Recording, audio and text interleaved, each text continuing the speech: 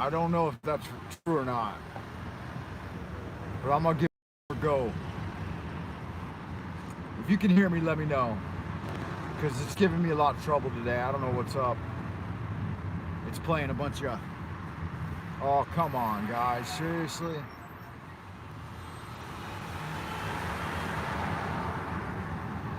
It's playing a bunch of happy horse shit games today.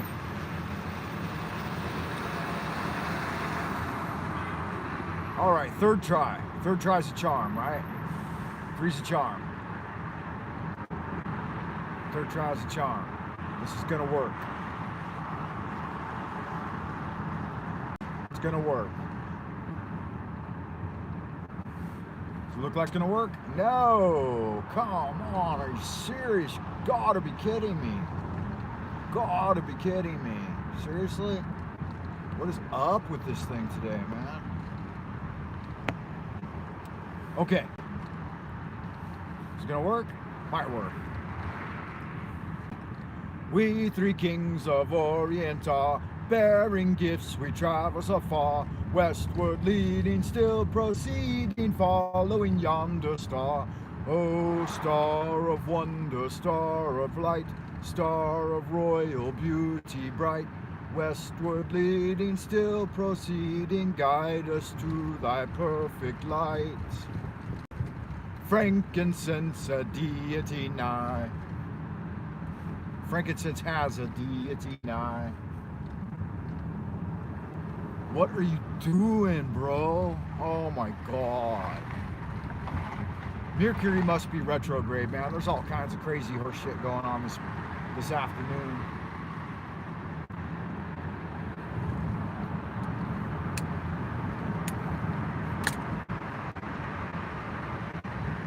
Anyways, what you can do is roll with the punches, right? Roll with the punches. So I was trying to tell a story before I so rudely got cut off by poor internet connectivity. And I was telling you guys a story about a guy in the office that's a real scam artist, real con man, always trying to run some fucking con. He even got caught recently trying to sell IELTS classes to students at the academy, like outside IELTS classes. Like, hire me for, 1,000 RMB an hour or whatever, which is about 200 bucks, and I'll train you in IELTS so you get a better score. That's totally inappropriate behavior.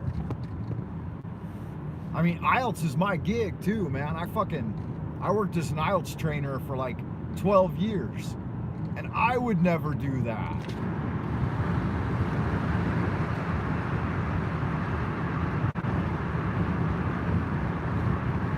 I mean, when I was working as an IELTS trainer at a private, like it's called a training center, I would sell my own classes outside of the training center, but they were just a ragtag bunch of fucking scam artists themselves. They would charge the students like 2,000 RMB an hour to get IELTS lessons and make them buy like 10 hours at a time or something. So they'd get 20 large, and then they'd try to pay me 200 kwai an hour.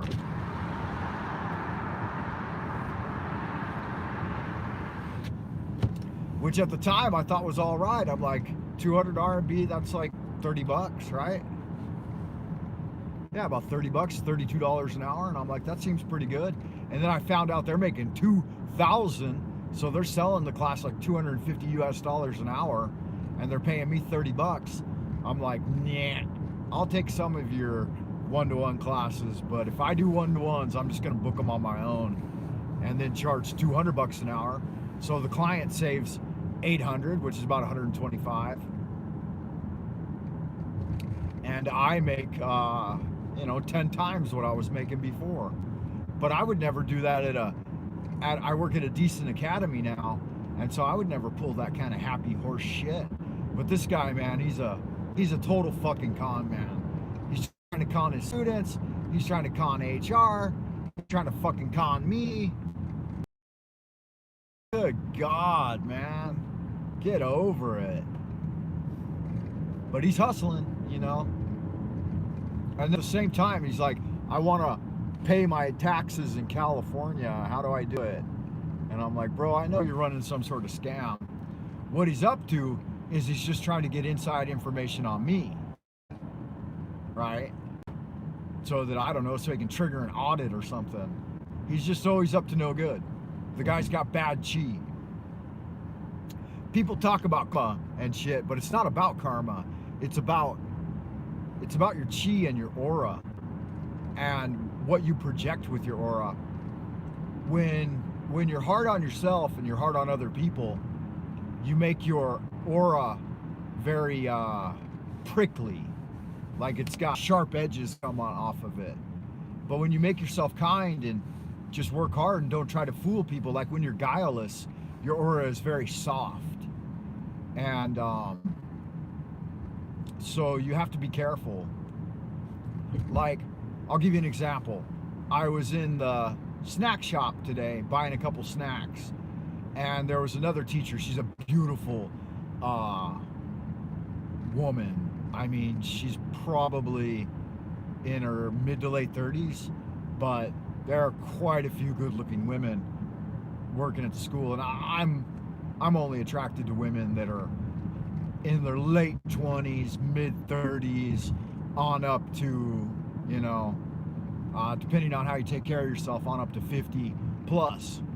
So I'm only attracted to age-appropriate women, and I'd estimate her mid 30s, mid to late 30s. So I'm pushing 50. But anyway, I think she's a beautiful woman.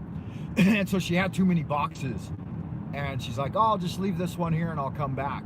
And I'm like, oh, can I help you carry some boxes? I would be more than happy to be of assistance. And so immediately the cat in me is like, oh, good God, you know, I gotta flirt with her. But I didn't. I was nice to her, and I felt that the when you feel passion towards a woman as a man, it turns your aura red. It becomes the lust-filled Mars aura. You know, you want to attack and penetrate their aura. Even when you feel lusty and you project that towards the woman, it can be damaging to yourself and them, and it can deplete psychosexual energy. So I had to discipline myself and resist telling her she was pretty, like I wanted to. Got that little devil, you know, poking his horn. Full she is, you know. Grab her little cupcake bum. But no, you can't do that. You gotta maintain propriety and just be a gentleman. And so I was a gentleman. That's always the way I approach it anyway. But if her little devil rears its head, then it's fucking on. I mean, I am you know, flirtatious level anyway. Flirting's good for you. A certain amount of appropriate flirting is okay. It's sexual alchemy, and it really supercharges the spirit. But when it's inappropriate, it can be harmful. And so you gotta watch your P's and Q's.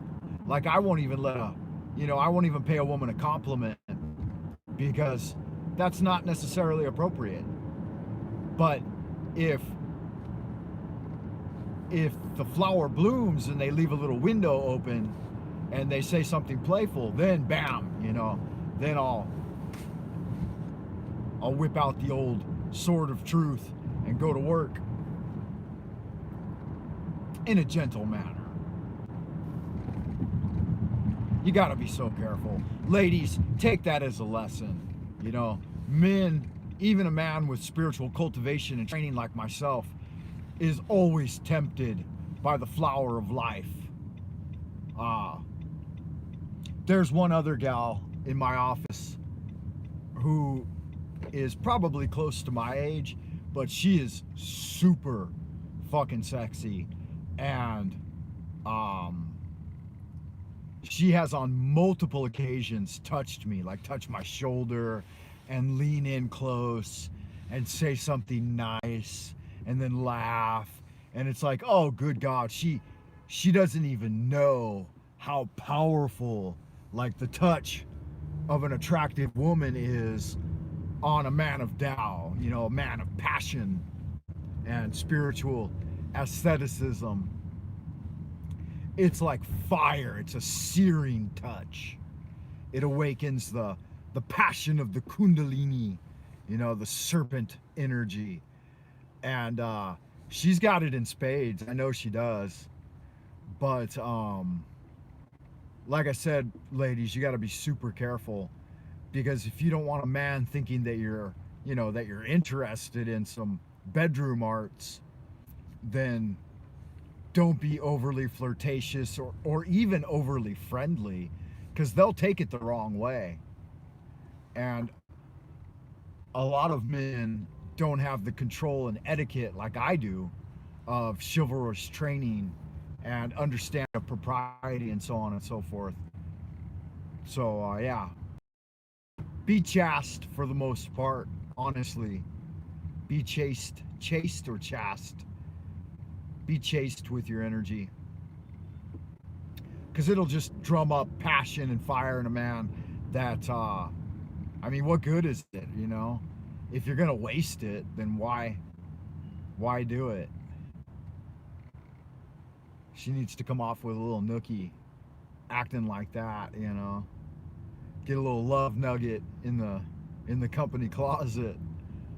But I don't think she's going to. She's playful like that, but she, you know, she's a married woman with 2 children also. But she doesn't. And there's a few of them. I found out this one girl that sits like right next to me, and she's so fucking cute. She's probably late 20s. I'm thinking early 30s. And good God in heaven, I mean, I don't know what she's like at home though. She could be a real beast when you get her home. But she is more refined. And I found out she was divorced. Did I tell you she was divorced? Anyway, she's got like a 9-year-old son or something. But she's occasionally thrown me a smile or a kind word. But for the most part, she's extremely chaste. And she'll hold up better on the long run. Like, you don't want to be promiscuous. And when I say you don't want to be promiscuous, I mean, even with like your flirtations and stuff. And I don't need to mansplain shit to y'all ladies. You know what you're doing. You know that even a lifted eye in the wrong direction can arouse the interest of the weaker sex. Because men are, we really are, we're the weaker sex. You know, we got all the passion and drive, but when it comes to bedroom arts and what we call flowery battle, we're extremely disadvantaged against the superior woman. In Taoist internal alchemy, they talk about it as fighting 2 weapons. The man has the long weapon, the spear, and the woman has, in fact, 2 weapons. She's got a short sword and a shield, and they go at it, you know, in battle. And the man has to know how to use the spear correctly, or else he'll be defeated. So the key method for the man, women don't need any training, but if you're a man out there and you're listening, I know some men do listen to my channel, and I know some women do too. So an open discussion of bedroom arts is not inappropriate for my channel. Sex magic is something I've talked about at length. But the man has to keep his distance and, you know, with his spear. And because the spear, for the most part, you know, it's only good at long range, medium range anyway. And the woman has the shield and sword, and if she gets in close, into close range, then she could defeat the man quite easily. So the essential technique for Taoists bedroom arts is to stay at medium range, which means you don't go deep. Good God, I hope my mother's not listening to this broadcast. It says we're live, but I don't know. YouTube this morning deleted one of my live streams because I was saying, let's go Brandon. and I was very vociferous about my opposition to him and his whatever. Let's go, Brandon. Yay. Anyway, so my video got deleted. Thankfully, I didn't get a strike, right? That's what they like to do. When you verge into territory they don't want you to talk about, they'll close your fucking account. Let me see a yo if you can hear. Can anybody out there in Happy Land hear me? It looks like there might be someone in the ideas room. We're talking about Flowery Battle. This is the live Drive Jive archive with your host Monday. Sex magic and internal alchemy. The man wields a medium range weapon, a spear. It's a long weapon essentially, but it's used at medium range. And the woman has a shield and a short sword. And so the man needs to stay at a distance. And he can occasionally go deep. We say that, Coach Clearness, no traffic. Yeah, there's traffic, man. I'm sitting in it right now. Let me show you what we're looking at. This is downtown Beijing. That building right there is 515 meters tall. It's the tallest building in Northern Asia. Tallest building in China. It's called the Zhongguozun, which means the China cauldron. It's shaped like an old like cauldron device for internal alchemy and stuff. Anyway, yeah, so the Zhongguozun, the China cauldron. I haven't been up to the top of that building yet. I kind of lost interest in all these skyscrapers. Coach Clear Floss. That sounds like a name with an innuendo. What does that mean? Can you explain to me what Coach Clear Floss means? Because I think of clear floss, and first I think of dental floss, but then I think of butt floss. And so does your name refer to butt floss or dental floss? Are you a dentist, Coach Clear Floss? Bedroom arts. So for the man's magic wand in the Flowery Battle, there are 4 attainments: elongation, swelling, hardness, and heat. It's a long story, but no innuendo. Okay. So when all 4 attainments are reached, then the woman's waters flow. That's what it said in the Taoist canon of sexual alchemy. They say if the man is up to it, if he's up to the job of bringing about orgasm, Gao Chao, then he'll meet the 4 attainments. Elongation says that your muscular strength is good. Swelling indicates that your blood and organ strength is good. Hardness says that your bone strength is good. And then heat, when the penis, should we call it penis? They call it the jade stem. So when the jade stem becomes hot to the touch, like a firecracker, then you're ready for action. And if you don't have the 4 attainments, you shouldn't engage in Flowery Battle because you'll end up injuring your spirit. So you got to have 4 attainments. Yes, indeed. Clear Floss, are you interested in bedroom arts and sexual internal alchemy and Flowery Battle? I don't even know if you're a man or a woman. What kind of woman are you, Coach Clear Floss? That could be man or woman, or it could be non-binary. You might be a transsexual transvestite from Transylvania. We're not allowed to say transvestite anymore, are we? That's a verboten word, pejorative. But I thought the Rocky Horror Picture Show, isn't that what he says?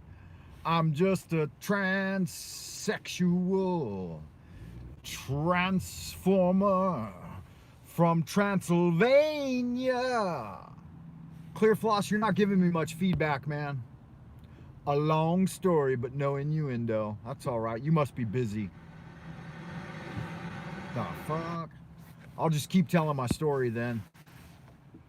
Yeah, so if you're able to rise to the occasion, then the essential procedure for Jade Stem against Cinnabar Gate, the Cinnabar donut, is 10 shallow, 1 deep. And when you master the 10 shallow, 1 deep 10 times, then you're ready to up your ante a little bit and say just go with the the heart chakra. So then you can start doing some other kung fu techniques. But you should start with the 10 shallow, 1 deep method if you want to retain your Jing Qi. And then the big draw. Are you familiar with all this terminology and how to bring a woman to orgasm? Because a lot of men can't do it, man. You can resort to your other weapons too. You've got your spear for your bedroom, for your flowery battle. You've also got, your other weapons.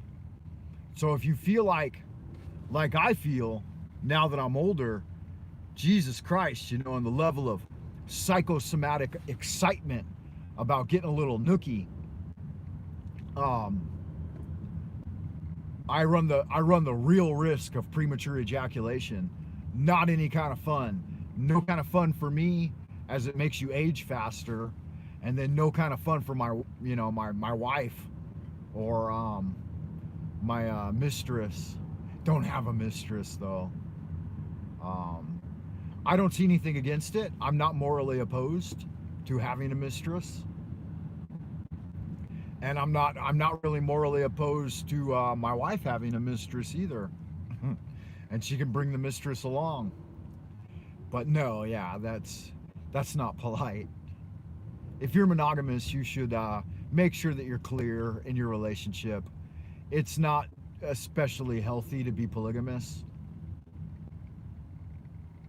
If you're in a monogamous relationship and you've made a commitment to that, you should maintain it. But if you're like me, and you've set forth certain standards early on, oh good God, this gal is driving a beautiful Porsche, and she's like got the seat all the way laid back, and she's chewing on bubble gum and barely looking over the wheel. She's like this.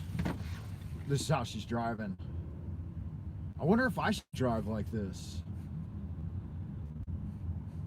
Is this the way all the cool kids drive?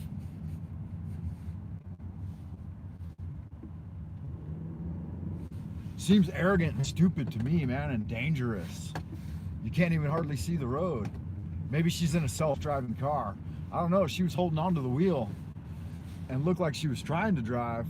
But good God, man, that ain't no kind of fun. Clear Floss, you still out there, man? Doesn't look like you are. This is really just a random let's wrap video. Happy solstice, y'all. I just thought I'd bring you along for a little drive in the city. I've drank too much tea before I set out though, man. I gotta take a leak. All that talking about internal sexual alchemy and bedroom arts got me wanting to shoot a stream. You guys want to see the city? You want another look at the city? Let me show you the buildings. Boop. Yep, there it is, man. Downtown Beijing. This is called Dabeiyao or Guomao. The building there on the left, the tall one, there in the background, that's the Zhongguozun, 515 meters. And then the one here on the right, which I think is one of the better looking buildings in town, it's 315 meters. Yeah, it's enough of that shit. You'd rather look at me than some skyscrapers, wouldn't you? Come on, man. That's not cute. Yeah, it's stop and go traffic right now.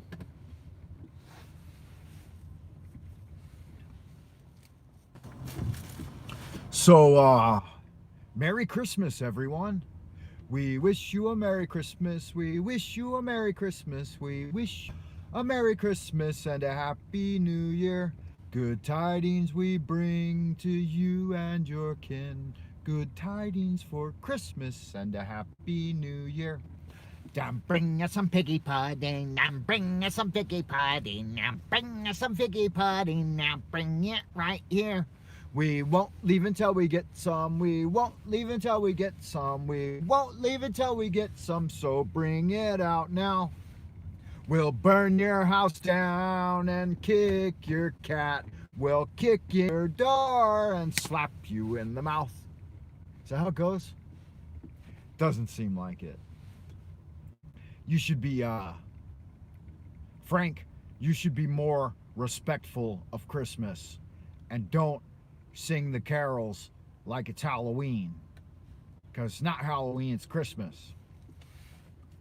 I don't know, Crystal Moss, isn't it like the breaking of glass?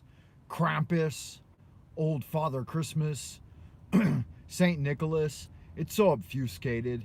It's hard to figure out what's correct. But in Taoism, we celebrate it as the holiday of the Grand Emperor in the sky. According to Taoist teaching, there is a divine Shen, or it's actually called a Tianzun, Yuanshi Tianzun. And so it's the original Tianzun, like God, like the one God. So the people who worship the guy on the crystal throne with the long white beard and stuff, in Taoism, that's the Yuanshi Tianzun, the original Tianzun. And his throne is at the North Star. And so the winter solstice is his holiday. And that's in Taoism. In the Christian religion, they're celebrating actually the same guy. They just call him a different name, you know. They call him Yahweh or the Almighty, Yud-He-Vah-He. So Yud-He-Vah-He in Hebrew and Yuanshi Tianzun in Tao. Same dude up there sitting on his throne. It's an idea, you know, but the North Star is a real thing. And that really is a spiritual center. It's the top of our energy egg. Yeah. And if you go down, then that's, you know, that's the dark realm. So in the realm of light and the original being of light, the highest divine source, Yuanshi Tianzun. I make requests on him sometimes, him or her, you know. It's a him because he's a manifestation of pure light energy. It's like the Keter Hokmah expression. It all comes out of the her, you know, the Xuan Mu, the mysterious mother. But in the relative sphere, it's a balancing of yin and yang energies. You have the dark yin energies and then the light masculine yang energies. It says there's one person out there, so I'll keep riff-raffing, jibber-jabbing with you guys. One that looks funny. It's a funny shaped building. That's the China World Trade Tower on the right of the road. On the left of the road, that is our tallest building, Zhongguozun. And then the CCTV building has two buildings. It's got the big underwear or boxer shorts. And then there's the building right in front of it, or just north of it, the one closer to me with the Chanel ad on it. That is the hotel. I don't think they actually ever officially opened that hotel though, because it caught on fire, and so I think it's like deemed haunted or something. A couple dudes were burned alive inside, so there was a burnt sacrifice before the opening. They might actually be using it, I don't know. Yeah, there it is. So that's what I look at every day as I go to work. I drive right down through downtown. It's kind of nice. I mean, it's novel first few times you see it. But when you look at it every day for 20 years, it doesn't mean much. But it does. I mean, glass and steel, it doesn't have much spirit, but it does somehow have some kind of spirit because they chose to make quite a few of the buildings unusual shapes.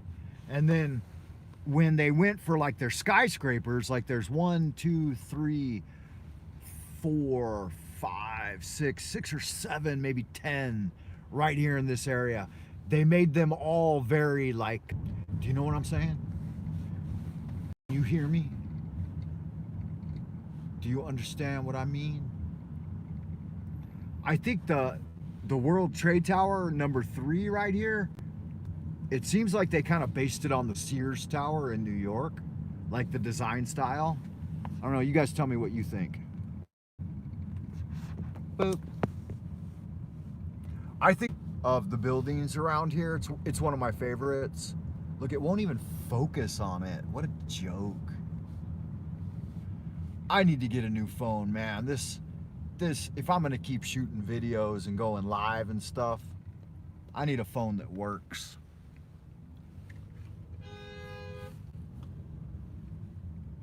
That dude's honking because the other dude was stopping to look at me. He's like, why are you looking at buildings with your camera?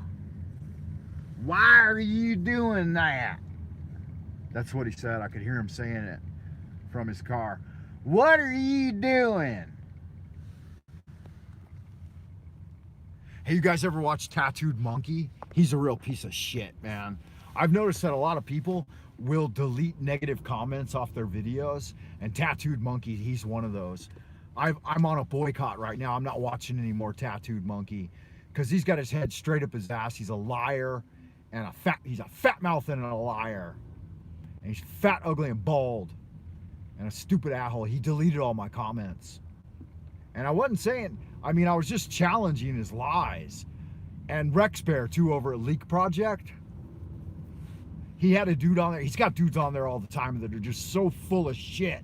And I get into the live chat and I'm like, Rex, this guy's a con man. He's a liar. He's full of shit.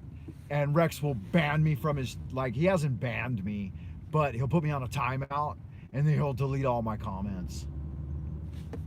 And I'm like, fuck it. Fuck Rex Bear at Leak Project. Fuck Tattooed Monkey. I'm not going to listen to people who can't take negative feedback. If you can't take a little constructive criticism, then go fuck yourself. I can't handle that. You know? Did you ever watch The Amazing Atheist? He's another one too. He'll never let negative like stuff against him stay on his channel. If you say even like the slightest thing that deviates from what he wants to hear, and he runs his mouth like a toilet. But if you say even the slightest word that he doesn't like, he just deletes it. I don't know. I guess maybe if I had anybody watching my channel, I might delete comments too. But I don't think I would. I have a couple of Uber that people used to advertise on, so I just turned the comments off. Because every day there'd be like 10, 15 new like Uber Lyft ads. And I'm like, that's not why I did the video. I didn't do the video so that you guys could host your ads on there. And those two videos get about 150 to 200 clicks per month, but YouTube never raises the click number. So they've been at like 3,800 clicks, 3,900 on one for like a year now, but they get 150 clicks a month. Sometimes like 50 clicks in a day. And it's like, shouldn't they be at 100,000 views? Fuck, whatever. So they just, you can't think about it. You just got to move on. They're going to delete videos. They'll keep the videos they like. Even if they deleted, like blocked me from my account, they would still keep the videos that people watch. They just wouldn't tell me. And I'd never be able to find them. They'd probably just rename them.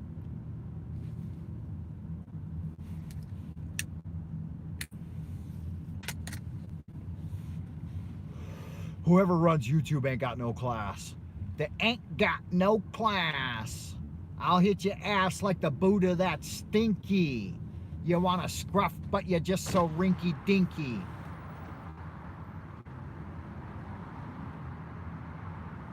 What are you gonna do? Nothing you can do. Just roll with the punches.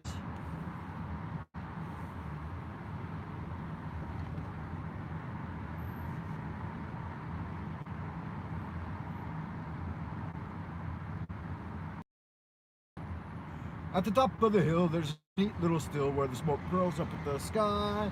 By the whiff and the smell, you can plainly tell there's poteen brewing nearby. Come one. I do these live drive jives because I like to decompress in the car and try to talk through some ideas in my head. And it makes time pass really fast. Like I've noted that if I'm talking to the camera, it's like talking to a friend. And like this is an hour plus drive, and if I talk, I don't even notice it. Whereas before, when I wasn't doing the live drive jives on the drive, like falling asleep and shit.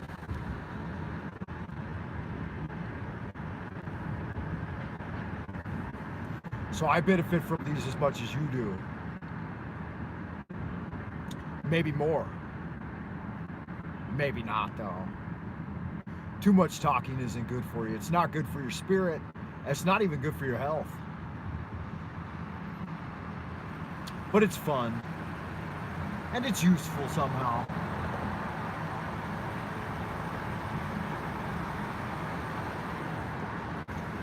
It's really it's one of the only ways I'm able to interact with the outside world.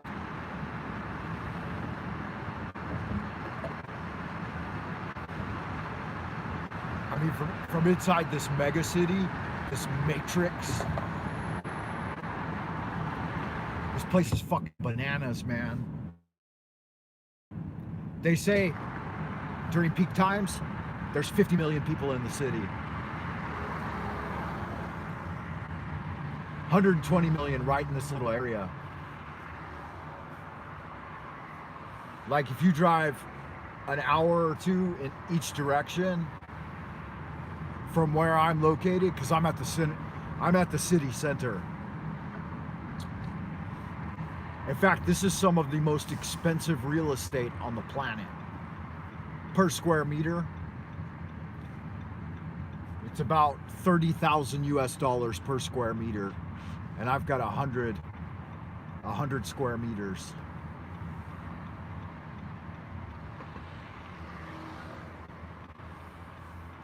So what's that work out to be? 3 million US dollars is what my little hovel is worth. That's not true though. That's just what it would cost for you to buy. Not even buy. I mean, what is it? It's a 70-year lease is what it is. But basically what they're saying is even for a family of 4, you shouldn't be able to own an apartment larger than about 50 square meters. So like mine at 100 square meters, what's that? 300 square feet? That's a fucking luxury apartment in this town. It's the way it's gonna go for everyone, man. Not only are you gonna have to be sporting health certificates and take the jabs they tell you to take, but a shoebox is gonna cost you $5 million. Is there any difference from slavery at that point?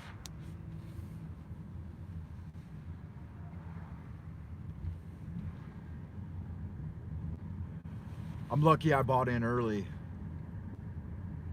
Not really though. I mean, if I tried to sell it, I could move back to the States and probably buy a house and a couple of cars.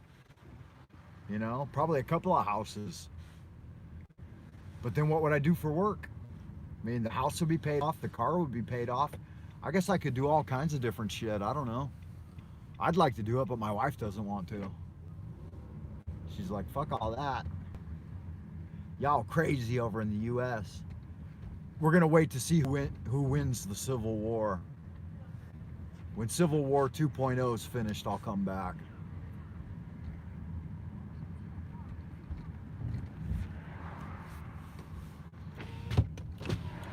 But as long as BLM and Antifa are destroying all the cities, I mean, what's the point? I want my kids wondering whether or not they're a boy or a girl and having to deal with that PC horse shit. I don't think so. I'd actually like to, though. I'd move to probably a red area. I'm not going to say a red state, but I'd move to a redder part of a blue state, maybe. And then get a suburban home or something. I'd rather be in the country, though, really. I'd rather be in a rural area and chill. But I don't know, man. I don't know. You guys got to tell me what you think. Put it down in the comments below, all right? Because I have arrived at the yard, which means I got to turn the camera off. I don't want y'all seeing where I live. You guys will triangulate my position and launch a North Korean ICBM at me. That's not cute. And I got to pay attention to backing up. There's all kinds of old people walking around with their dogs. I don't want to run anyone's dog over. I love y'all good looking, sexy people. I will see you in the abodes of the future. Until then, as above, so below. Keep on, keep